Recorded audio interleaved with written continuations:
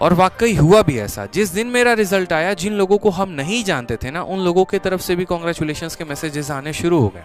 लोग मेरे बारे में सोच रहे थे कि हाँ मैं नालायक हूँ, हाँ मैं निकम्मा हूँ, मैं कुछ भी नहीं कर सकता।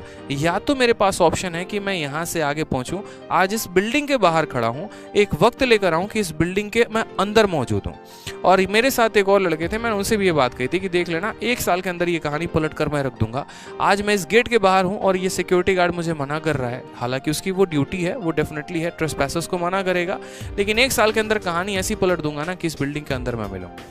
और हुआ भी यही यहाँ पर। एक मेरे भाई तब से परेशान है और वो एक ही बात कहे जा रहे हैं कि सर ब्रेकअप हो गया, मोटिवेशन दीजिए। देखिए, ऐसा नहीं है कि ब्रेकअप होने के बाद पर्टिकुलरली किसी चीज़ की मोटिवेशन की ज़रूरत होती है। एक छोटी सी आप लोगों को हम स्टोरी शेयर करते हैं, क्योंकि ये बच्चा काफ़ी परेशान है और तब से एक ही बात लिखे जा रहा है, इसीलिए मैं आपको एक छोटी सी बात बताता हूँ कि जब ब्रेकअप हो जाए तो क्या करना चाहिए इंसान को। क्योंकि आउट ऑफ द बॉक्स है, बट परेशान मत हो, ठीक है, कि ब्रेकअप के बाद वाकई में क्या करें। ठीक है, ये एक बहुत बड़ा मुद्दा हो सकता है, बहुतों के लिए ये छोटी शब्द हो सकती है, जो थोड़े से पढ़ाकू होंगे उनको लगेगा अरे सर क्या बता रहे हैं, ठीक है, लेकिन जिनके साथ जीवन में ऐसी घटना होती है उनके लिए बहुत महत्वपूर्ण बात होती है।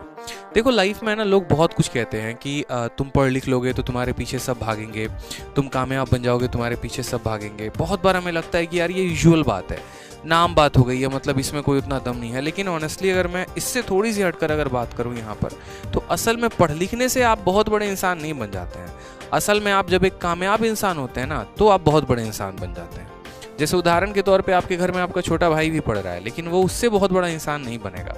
जब आपका एक बहुत बड़ा व्यक्तित्व हो जाता है समाज में, जैसे नौकरी से भी बहुत बड़ा इंसान नहीं बन सकता है।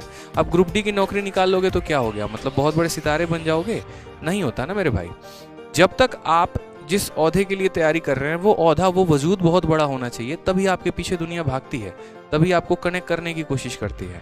जैसे एग्जाम्पल में देखिए, आप एक मूवी है शादी में ज़रूर आना, मेरे भाई हीरो क्या रहता है, एक क्लरिकल एसएससी से मान लो कोई एक इंस्पेक्टर पोस्ट पे सेलेक्टेड होता है, और जो उनकी मोहतरमा, जो उनकी मैडम होती हैं, वो यूपीएससी में कोई पर्टिकुलर एक पोस्ट निकालती हैं। तो अगली बार उसको इतना बुरा लग जाता है कि वो उससे भी और ऊपर पोस्ट लेकर आता है। ठीक है, अगर आप किसी के इक्विवेलेंट भी जाएंगे ना, तो भी आपका बहुत बड़ा सम्मान नहीं किया जाएगा समाज में। यानी आपको अपना ओहदा और आपको अपना लेवल जो है वो काफ़ी ऊपर रखना पड़ेगा। और इस बात में थोड़ी सी सच्चाई ज़रूर है। देखना, एक छोटी सी बात मैं आपको कनेक्ट करूं, जिस दिन आपके सिलेक्शन की झांकी निकलेगी ना मेरे भाई, उस दिन आपको पता चलेगा कि सिलेक्शन का महत्व कितना था।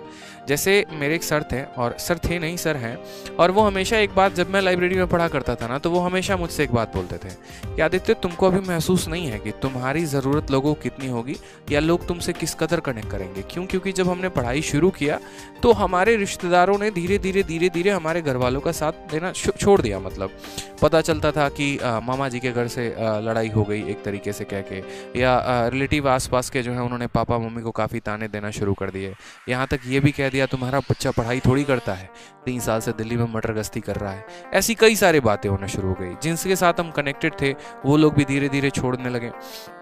ऐसे हालात में जब इंसान अकेला पड़ जाता है ना, तो या तो 2 रास्ते होते हैं, या तो जो रीज़न है उसको छोड़ दो, और नहीं तो अपने आप को इतना लगा दो ना कि ये सभी चीज़ों से आप ऊपर उठकर काम करना शुरू कर दो।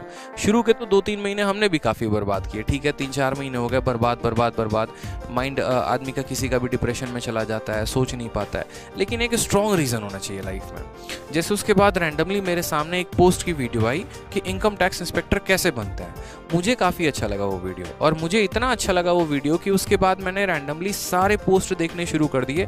अच्छा, सीजीएल में इनकम टैक्स इंस्पेक्टर भी होता है, उसके बाद जो है यहाँ पर AA इंस्पेक्टर भी होता है, उसके बाद एक्साइज इंस्पेक्टर्स भी होता है। और आप बिलीव नहीं करेंगे, जिस रात मैंने वीडियो देखी थी उसके अगले रात, चूँकि मैं दिल्ली में रहता था, तो उसके अगले रात मैंने यहाँ पर जो है मेट्रो लिया था, और मेट्रो लेकर मैं पहुँच गया था विदेश मंत्रालय। हालांकि किसी दिन फोटो होगी तो मैं शेयर ज़रूर करूँगा, ये मेरे प्रिपरेशन के टाइम की बात थी।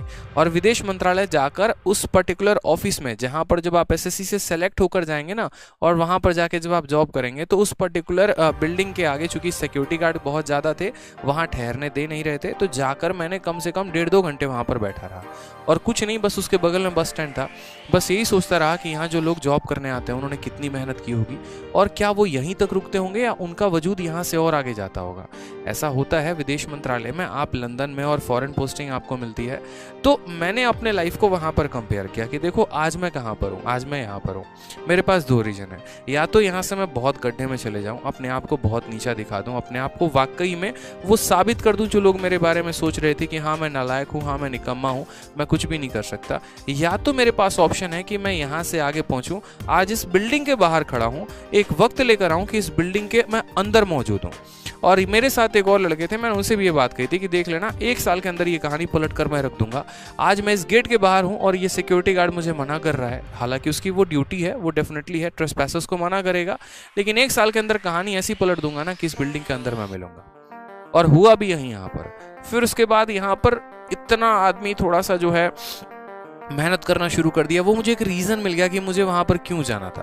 वो रीज़न मुझे मिल गया क्योंकि मुझे अपने आप को बहुत बेहतर बनाना था।